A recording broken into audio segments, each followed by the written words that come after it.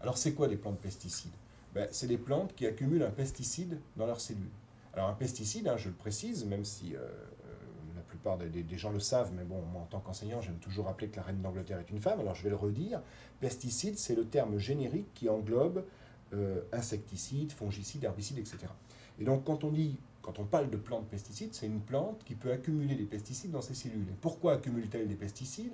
Bien soit parce qu'elle a été génétiquement modifiée pour produire en permanence un insecticide qui va lui permettre de lutter contre un insecte ravageur, c'est les fameuses plantes BT, que l'on appelle BT parce que le gène que l'on a introduit dans ces plantes provient d'une bactérie du sol dont les initiales sont BT, Bacillus thuringiensis.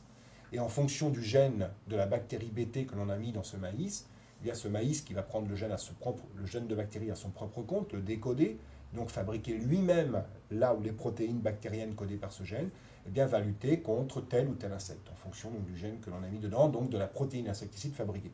Ce maïs va donc fabriquer en permanence l'insecticide, qui est donc un pesticide, et va l'accumuler dans ses cellules. Donc il y a une accumulation par synthèse. Et puis la deuxième catégorie d'OGM, toujours dans les 99,99%, qui sont donc toujours des plantes pesticides, ce sont des plantes que l'on a génétiquement modifiées pour leur permettre de tolérer un herbicide. C'est-à-dire, elles peuvent absorber l'herbicide sans mourir.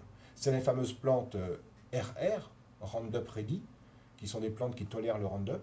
Le Roundup étant un herbicide fabriqué par la société américaine Monsanto, hein, qui fabrique des plantes qui résistent au Roundup. Et il y a les plantes LL, Liberty Link, qui sont des plantes qui résistent à un autre herbicide général qui est le Liberty, qui est un herbicide fabriqué par la société européenne Bayer, qui fabrique les plantes qui résistent au Liberty. C'est vrai que le monde est bien fait des fois. Donc voilà, alors on a donc toutes ces plantes qui accumulent des pesticides, soit un insecticide parce qu'elles le synthétisent, soit un herbicide parce qu'elles l'absorbent. Donc la moindre des choses, là encore, serait que ces plantes soient évaluées comme des pesticides. Or, on est loin du compte, puisque la législation européenne sur les pesticides, on peut en penser ce qu'on veut, elle est certainement insuffisante, mais au moins, elle a le mérite d'être cadrée, et elle dit que pour qu'un pesticide obtienne une autorisation de mise sur le marché, il doit avoir subi des tests toxicologiques pendant 3 mois sur 3 espèces animales différentes, et en plus de ces tests à 3 mois, des tests à 1 an sur le rat et à 2 ans sur le rat. 2 ans, c'est la durée de vie de l'animal, du rat, donc ça permet de voir les effets tout au long de la vie, notamment les effets chroniques, alors que les études à 3 mois ne permettent essentiellement que de voir les effets aigus. Eh bien, en ce qui concerne les plantes pesticides, la directive européenne 2001-18, cette fois-ci, ne dit pas que ces plantes ne doivent pas être évaluées à moyen et à long terme, mais elle ne définit pas de cadre minimum d'évaluation. C'est à l'appréciation des comités d'évaluation dans les différents États membres européens, par exemple, qui chacun est doté d'un comité d'évaluation sur les OGM, eh bien, il se trouve que jusqu'à présent, les tests d'évaluation sanitaire de ces OGM pesticides n'ont jamais dépassé 3 mois sur une seule espèce animale, le rat ou la souris. Donc, on est bien en deçà de l'évaluation qui devrait être requise. On dit souvent les plantes OGM, elles sont mieux évaluées qu'une autre plante, sur le plan sanitaire. Sur le plan sanitaire, il est possible qu'elles soient mieux évaluées qu'une autre plante. Mais en revanche, elles sont évaluées bien en deçà des pesticides. Or, on oublie de nous dire que ces plantes sont des plantes pesticides. Par exemple, le maïs Monsanto 810 qui lutte contre la pyrale, on nous dit qu'il est résistant à la pyrale. Non, il n'est pas résistant à la pyrale. Il tue la pyrale. Il est insecticide. Une plante qui est résistante à un insecte, c'est une plante qui vient se faire sucer par l'insecte. L'insecte repart et voilà, et la plante, ça lui fait ni chaud ni froid et l'insecte s'en va. Mais le maïs BT Monsanto 810 ou toutes les plantes BT, l'insecte qui vient sucer la plante, il repart pas. Hein. Il tombe au pied de la plante, il meurt. Donc la plante, elle n'est pas résistante, elle est insecticide. La moindre des choses serait donc qu'elle soit évaluée comme un insecticide. Eh bien, ce n'est pas le cas, donc on est dans une carence d'évaluation. Donc évidemment, ces tests, qu'est-ce qu'ils nous disent, hein, ces tests sanitaires? On en a très peu, évidemment, on a une carence. Donc si on a une carence d'évaluation, on ne peut pas affirmer ni dans un sens ni dans l'autre, puisqu'il faudrait faire plus de tests, plus d'expériences, des évaluations prolongées, etc., répétées.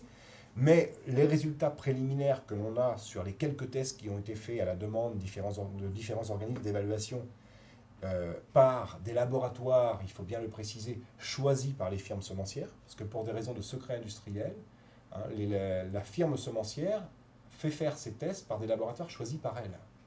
Donc évidemment, ça cause un problème de transparence et d'accessibilité. Et à chaque fois qu'on a voulu avoir accès aux résultats, aux données brutes de ces tests, ça a été au prix de batailles juridiques et administratives monstrueuses. Et lorsqu'on a pu avoir accès à ces tests, eh bien systématiquement, on voit notamment des effets sur le foie, sur les reins, également des perturbations au niveau sanguin, etc., etc. Et en particulier, donc, le foie et les reins, qui sont, comme par hasard, les deux organes de détoxification. Eh bien, nous, on ne dit pas que ces tests sont suffisants, puisque nous dénonçons la carence d'évaluation. Donc, on ne dit pas que ces tests sont suffisants, ni dans un sens, ni dans l'autre. Donc, on ne dit pas qu'ils sont suffisants pour prouver que les OGM sont dangereux pour la santé.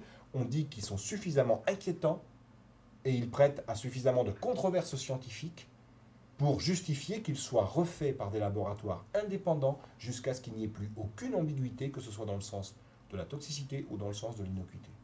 On est loin du compte, et aujourd'hui, je ne vois pas quelle est l'urgence sociale, l'utilité sociale de ces OGM qui puisse justifier que l'on court-circuite des étapes d'évaluation et qu'on ne fasse pas une évaluation sérieuse de ces plantes, notamment sur l'aspect sanitaire, et qu'on prenne ainsi les citoyens pour des cobayes. Je crois que les élus en particulier se doivent d'être garants de la sécurité sanitaire des citoyens, et des élus qui, au regard de ces études insuffisantes, donnent l'aval pour autoriser de tels OGM, eh bien je crois qu'ils placent officiellement la santé publique à la remorque des intérêts financiers des firmes semencières. Et ça, là, je le dénonce haut et fort. Ce n'est pas l'anti-OGM ou le pro-OGM qui vous parle, ce n'est pas l'homme de gauche ou l'homme de droite, c'est simplement le chercheur ou le citoyen qui ne comprend pas que l'on puisse faire primer les intérêts financiers d'un groupuscule sur la santé publique du plus grand nombre, sur la santé publique, la santé du plus grand nombre. Si on revient au départ de la recherche, donc au départ, recherche fondamentale pure, par exemple, comme vous l'avez dit, pour des plantes pharmaceutiques, enfin pour des produits à vocation pharmaceutique, qu'est-ce qui fait que ça dérive vers de la plante alimentaire? C'est pour les animaux Alors après, vous savez, quand vous avez une technologie qui est en place, bon, elle peut être utilisée à des fins très sympathiques et très utiles socialement, et puis elle peut être utilisée malheureusement à des fins très néfastes également. Hein. On l'a vu avec plein d'autres technologies. Hein. Bon, avec le laser, on fait des choses merveilleuses. Hein. On fait de la chirurgie des yeux, on fait des bistouris qui ne laissent pas de cicatrices, ou peu. Puis on fait aussi, on écoute de la musique avec des lasers. On peut faire beaucoup de choses, je ne sais pas, et je ne connais pas toutes les applications, mais on peut faire aussi des instruments guerriers. Bon, et c'est vrai avec beaucoup, hein, je ne vais pas citer tous les exemples, on les connaît tous. Donc voilà. Bon, bah, avec les OGM, là, il ne s'agit pas de faire des armes de guerre, mais il s'agit de faire donc, des plantes. Il y a des domaines, des plantes transgéniques qui, effectivement, dont le seul but est clair. Le seul but, c'est de permettre à des firmes semencières de mettre des brevets sur les plantes et donc d'avoir la mainmise sur l'alimentation mondiale. Donc, il est là le vrai problème, en fait. Mais les OGM, par ailleurs, ça peut également être utilisé à des fins intéressantes, à des fins positives, je veux dire, au sens de l'utilité sociale. Et je dirais que, justement, la recherche, il faut qu'elle puisse s'exprimer, il faudra qu'elle puisse s'exprimer tous azimuts avec tous les outils dont elle dispose, les OGM étant un de ces outils. La technologie OGM est l'un de ces outils. Le problème, c'est que depuis 25 ans, on a des politiques de gribouille en matière de recherche qui font qu'on a complètement inversé les choses. C'est-à-dire qu'au lieu de faire de la recherche tous azimuts, en se servant de tous les outils dont on dispose, la technologie OGM étant l'un de ces outils, et puis au hasard des connaissances que l'on accumule, des techniques que l'on met au point, de développer des technologies socialement utiles, on est dans la démarche inverse. C'est-à-dire qu'on va prendre une technologie, par exemple la technologie OGM, et on va faire des OGM pour faire des OGM. Et ensuite, on nous invente une utilité sociale pour que ça se vende. Vous voyez, la faim dans le monde, on va y revenir peut-être, mais les médicaments. Alors on nous dit, bah, c'est formidable les OGM, on va faire des médicaments avec. Vous voyez, le fameux maïs médicament de la société Meristem Therapeutics, filiale de l'Imagrin. Donc en Auvergne, qui nous développe un maïs dans lequel ils ont introduit un gène de chien pour faire produire à ce maïs une protéine de chien, donc, qui est une enzyme, une protéine. Et le but est ensuite de purifier cette protéine, la lipase gastrique, pour l'administrer à des enfants atteints de mucoviscidose qui ont des troubles de digestion des graisses.